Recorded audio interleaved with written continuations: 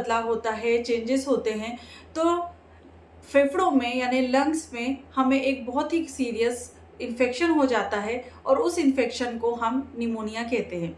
Pneumonia एक serious infection है जो बड़ों से लेके तो बच्चों में भी देखने को अक्सर मिल जाता है और ये कभी-कभी विदाउट ट्रीटमेंट अगर आप रह जाते हैं काफ़ी लंबे टाइम तक तो ये जानलेवा भी हो सकता है।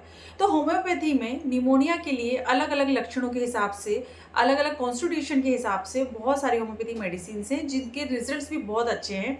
सो फ्रेंड्स, आज के इस वीडियो में हम निमोनिया में इस्तेमाल होने वाली बहुत ही मुख्य होम्योपैथी मेडिसिन्स के बारे में डिस्कस करने वाले हैं और उनके लक्षणों को समझने वाले हैं जो इस कंडीशन में काफ़ी ज़्यादा हेल्पफुल होने वाली है। तो आज की इस वीडियो में हम 3 मुख्य होम्योपैथी मेडिसिन के बारे में बात करेंगे, जिसमें सबसे पहले होम्योपैथी मेडिसिन है निमोनिकोकस, सेकेंड होम्योपैथी मेडिसिन है lycopodium and third homeopathy medicine है एंटीमोनियम टाटिकम, जिसे हम शॉर्ट फॉर्म में एंटीमोनियम टाट भी कह सकते हैं।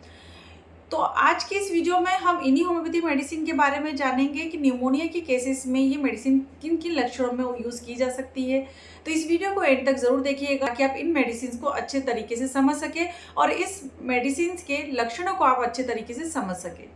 तो दोस्तों, मैं हूं डॉक्टर दीप्ति और आप सभी का मेरे इस यूट्यूब चैनल पे बहुत बहुत स्वागत है। अगर आप मेरी इस वीडियो को पहली बार देख रहे हैं और अभी तक चैनल को सब्सक्राइब नहीं किया है तो जल्दी से सब्सक्राइब कर दीजिए और बेल आइकन को ज़रूर प्रेस करिए। तो चलिए शुरू करते हैं। तो सबसे छोटे शब्दों में या बहुत कम शब्दों में हम जानते हैं कि आखिर निमोनिया होता क्या है। तो निमोनिया जो होता है ये आपके लंग्स में होने वाला एक इन्फेक्शन होता है जो बैक्टीरिया की वजह से हो सकता है, वायरल इन्फेक्शन हो सकता है, फंगल इन्फेक्शन भी हो सकता है या इसके और भी अन्य कॉजेज़ भी हो सकते हैं जिसके बारे में हम ज़्यादा डिटेल में नहीं जाएंगे।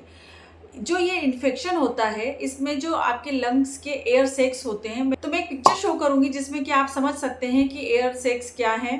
तो ये जो एयर पाउचेस होते हैं इसमें सूजन आ जाती है, तो ये लंग्स में बहुत महत्वपूर्ण भूमिका निभाते हैं, बहुत ही इंपॉर्टेंस इसकी होती है इन एयर सैक्स की।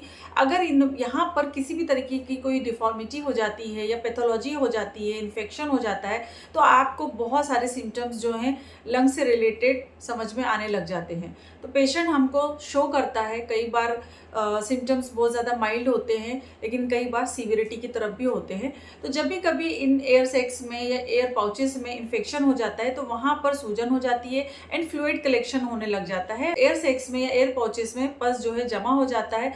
अगर इसके लक्षणों की बात करें, इनके मुख्य लक्षणों की बात करें तो इसमें सबसे पहले तो हाई टेम्परेचर आपको देखने को मिलेगा। बहुत ज़्यादा तेज बुखार होगा जिसमें कि शरीर में आपको बहुत ज़्यादा कपकपी सी भी महसूस होगी। ठंड लग के बुखार होगा। 102 से 103 के आसपास या उससे ज़्यादा भी टेम्परेचर हो सकता है। छाती में या आपके चेस्ट में काफ़ी ज़्यादा तेज़ दर्द होगा। बहुत ज़्यादा आपको सांस लेते समय चेस्ट एरिया में बहुत ज़्यादा पेन होगा। खांसते समय आपको बहुत ज़्यादा चेस्ट पेन होगा। आपको सांस लेने में बहुत ज़्यादा तकलीफ़ होगी। इसके साथ ही साथ आपको बलगम के वाली खांसी हो सकती है। बलगम के साथ खांसी आना और सांस फूलना इसका मुख्य लक्षण होते हैं। इसके अलावा पेशेंट जो है काफ़ी ज़्यादा थका-थका महसूस करेगा, काफ़ी ज़्यादा वीकनेस उनमें होगी। तो इस तरीके के मुख्य सिम्पटम्स जो हैं इस पेशेंट में या निमोनिया के पेशेंट में अक्सर देखने को मिल जाते हैं। इसके अलावा जब भी कभी इस तरीके के सिम्पटम्स होते हैं तो आपको जाके डॉक्टर की सलाह लेना ज़रूरी है। आपको प्रॉपर ब्लड टेस्ट करवाना ज़रूरी है। तो जब भी आप डॉक्टर के पास जाते हैं तो आपको ब्लड टेस्ट की सलाह देते हैं, म्यूकस टेस्ट की सलाह देते हैं या जिसे हम स्पुटम एग्जामिनेशन कहते हैं। तो ये थी छोटी सी जानकारी निमोनिया के बारे में और उसके लक्षणों के बारे में। अब आगे बढ़ते हैं और जो मैंने 3 होम्योपैथी मेडिसिन के नाम शुरुआत में बताए थे उनको थोड़ा सा डिटेल में समझने की कोशिश करते हैं। तो सबसे पहले होम्योपैथी मेडिसिन जो मैंने आपको बताई थी वो थी निमोनिकोकस। तो ये होम्योपैथी मेडिसिन जो है ये एक तरीके की नोसोर्स है। तो होम्योपैथी में नोसोर्स जो होते हैं वो आपके जो सिक्रीशंस होते हैं उसी से इन मेडिसिन को तैयार किया जाता है। तो नोसोड का सिंपल सा मतलब ये होता है कि ये दवा निमोनिया पैदा करने वाले जो मुख्य बैक्टीरिया हैं जैसे कि न्यूमोकोकस, उससे ही बनाई गई एक स्पेशल होम्योपैथी दवा है या इससे ही तैयार की गई एक होम्योपैथी दवा है। तो नोसोर्स को हम ज़्यादा फ्रिक्वेंटली यूज़ नहीं करते हैं। इसके डोजेज जो हैं, इसकी जो पावर जो है बहुत अच्छे से डिसाइड करनी होती है और इसको ज़्यादा फ्रिक्वेंटली भी पेशेंट में नहीं दिया जाता है। ये दवा निमोनिया के केसेस में शरीर में जो इम्यूनिटी डाउन हो गई है या जो आपका डिफेंस मैकेनिज़्म है उसे जगाने का काम करती है या उसे अराउज करने का काम करती है। तो इम्यूनिटी डाउन होने पर अक्सर ऐसा होता है कि आप थोड़े से भी इन्फेक्शन के संपर्क में आते हैं तो आपको बहुत जल्दी जो है इन्फेक्शन हो जाता है या न्यूमोनिया हो जाता है। तो जब भी कभी किसी पेशेंट को निमोनिया का इन्फेक्शन हो रहा हो या रेस्पिरेटरी से रिलेटेड बहुत पुराने लंबे टाइम से उन्हें किसी तरीके की दिक्कतें हो रही हैं, तो डॉक्टर आपको ये मेडिसिन इस्तेमाल करने के लिए बोल सकते हैं।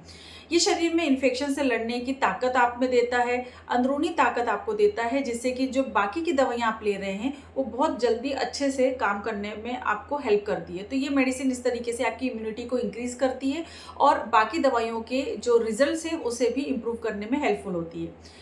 नेक्स्ट होम्योपैथी मेडिसिन है लाइकोपोडियम। तो लाइकोपोडियम जो है हमारी दूसरी बेस्ट होम्योपैथी मेडिसिन है। होम्योपैथी में ये जो फेफड़ों की इन्फेक्शन जब होता है, स्पेशली जब राइट साइड का होता है, तो उसके लिए ये बहुत ही इफेक्टिव होम्योपैथी मेडिसिन मानी जाती है। तो इसका मुख्य लक्षण यही होता है कि जब दाएं साइड में या राइट साइड में फेफड़ों में इन्फेक्शन शुरू हुआ है या राइट साइड में अगर कंप्लेंट ज़्यादा होती है, तब न्यूमोनिया के राइट साइड के इन्फेक्शन के लिए ये होम्योपैथी मेडिसिन को दिया जाता है। इसका एक बहुत ही खास लक्षण होता है कि जो आपके नोस्ट्रिल्स होते हैं, जब भी आप सांस लेते हैं तो वहाँ पे फैन लाइक मोशंस होते हैं। तो इसका एक बहुत ही स्ट्राइकिंग फीचर होता है फैन लाइक मोशन।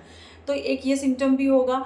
इसके साथ ही साथ पेशेंट को गर्म चीज़ें बहुत ज़्यादा पसंद आती है। तो जब भी कभी वो ठंडी हवा में या कोई ठंडी चीज़ें ले लेता है तो उससे उसकी तकलीफ़ें बढ़ जाती हैं, और जैसे ही कोई गर्म कमरे में जाता है या कोई भी गर्म चीज़ें या गर्म ड्रिंक वो लेता है, कोई भी चीज़ जो बहुत ज़्यादा गर्म है, तो उससे उसे आराम मिल जाता है। तो ये पेशेंट का कुछ मेन सिम्टम्स हैं जो आपको लाइकोपोडियम मेडिसिन को सिलेक्ट करने में काफ़ी ज़्यादा हेल्पफुल होते हैं।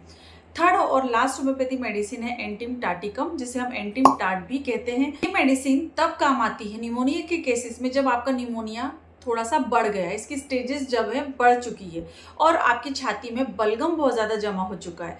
इसकी एक खास बात ये होती है कि आपको म्यूकस जो है वो छाती में जमा है लेकिन वो बाहर निकल नहीं पा रहा है। तो रेटलिंग ऑफ म्यूकस की कंडीशन में या छाती में अगर बहुत ज़्यादा गड़गड़ाहट हो रही है, बच्चों में भी जब आप देखेंगे तो वो जब भी सांस लेता है तो आपको वहाँ पर बलगम जिसकी या गड़गड़ाहट की साउंड समझ में आते हैं। तो जब भी पेशेंट सांस लेगा या खांसता है तो उनकी छाती से आपको साफ गड़गड़ाहट की आवाज़ आती है। इसका मतलब ये मेडिसिन वहाँ पर बहुत अच्छे तरीके से काम करती है और पूरी तरह से बलगम से आपकी छाती जब भरी होती है तो ये मेडिसिन काफ़ी ज़्यादा इफेक्टिव होती है। तो रेटलिंग ऑफ म्यूकस की कंडीशन में भी ये मेडिसिन काफ़ी ज़्यादा इफेक्टिव है। इसमें बलगम जो है वो बिल्कुल भी बाहर नहीं निकल पाता है। इसकी सबसे अजीब बात यही होती है कि बहुत ज़्यादा बलगम जमा हुआ है, खांसी भी आ रही है, लेकिन बलगम जो है वो एक्सपेक्टोरेट नहीं हो रहा है या बाहर नहीं निकल पा रहा है। तो जब बहुत सारे केसेस में किड्स में या बच्चों में भी ऐसा होता है कि वो बलगम को बाहर नहीं निकाल पाते हैं, म्यूकस को बाहर नहीं निकाल पाते हैं, तो वहाँ पर हम एंटिम टाट मेडिसिन बच्चों को देते हैं। कभी कभी एंटिम टाट देते हैं तो उनमें बहुत ईजी हो जाता है, बलगम को बाहर निकालने में ये मेडिसिन काफ़ी ज़्यादा हेल्प करती है। इन पेशेंट में सांस लेने में भी बहुत ज़्यादा तकलीफ होती है, सफोकेशन होता है। ऑब्वियस सी बात है, बलगम अगर बहुत ज़्यादा चेस्ट में जमा हो गया है, बहुत ज़्यादा भर चुका है, तो मरीज़ को दम घुटने जैसा महसूस होता है, उन्हें सांस लेने में तकलीफ होती है, उन्हें बैठकर या अगर वो लेट जाते हैं तो उन्हें सांस लेने में तकलीफ होती है, उन्हें बैठकर सांस लेने की ज़रूरत पड़ती है और चेहरे पे थोड़ा सा नीलापन या कमज़ोरी साफ दिखाई देने लग जाती है। तो नीलापन इसलिए हो रहा है क्योंकि आपको निमोनिया हुआ है, लंग से रिलेटेड प्रॉब्लम हुई है, तो वहाँ पर आपको ऑक्सीजन की भी प्रॉब्लम होती है, ऑक्सीजन सप्लाई की भी प्रॉब्लम होती है। तो पल्स ऑक्सीमीटर में जब आप उसकी जाँच करवाते हैं तो वहाँ पर आपको वहाँ लेवल भी समझ में आता है कि आपको ऑक्सीजन जो है आपकी बॉडी में ठीक तरीके से सर्कुलेट नहीं हो रही है। तो इस तरीके के लक्षण इन मेडिसिन में देखने को मिल जाते हैं। अब जैसा कि हमने देखा कि नीमोकोकस, लाइकोपोडियम और एंटिम टाट तीनों मेडिसिन निमोनिया के अलग अलग लक्षणों और अलग अलग स्टेजेस पर बहुत बेहतरीन तरीके से काम करती है, लेकिन ये सबसे ज़रूरी हो जाता है या ये बहुत ज़्यादा ज़रूरी होता है, आपको ये बात ज़्यादा ध्यान में रखने की ज़रूरत होती है कि दवा की पोटेंसी या ताकत या उसकी डोजेज, होम्योपैथी में दवाइयाँ अलग अलग तरीके से, जैसे कि 30 सी में होती हैं, 200 सी में होती है, 1 एम में होती है, तो इसकी डोजेज या इसकी ताकत अलग अलग होती है और कौन सी दवा किस पावर में देनी है, कितने समय तक लेनी है या कितने टाइम तक लेनी है, दिन में कितनी बार लेनी है, ये सब मरीज़ की उम्र पर, उसकी प्रॉब्लम पर या उसकी हालत या उसके लक्षणों पर निर्भर करती है।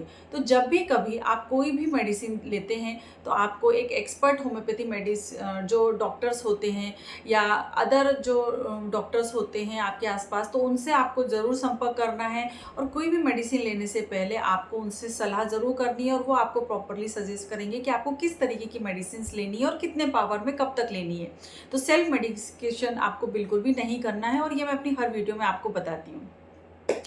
अगर आपको ये तीनों ही दवाइयों के बारे में, उनके लक्षणों के बारे में ये वीडियो की जानकारी अच्छी लगी है तो इस वीडियो को लाइक ज़रूर करिए और अपने उन दोस्तों के साथ या अपने फैमिली मेम्बर के साथ इस वीडियो को ज़रूर शेयर करिए जिनको हमेशा खांसी बनी रहती है, ठंड लग के बुखार आता है या निमोनिया के कभी सिम्टम्स रहे हैं या आपको ऐसा लगता है कि उनमें ये मेडिसिन या ये वीडियो हेल्पफुल होगी।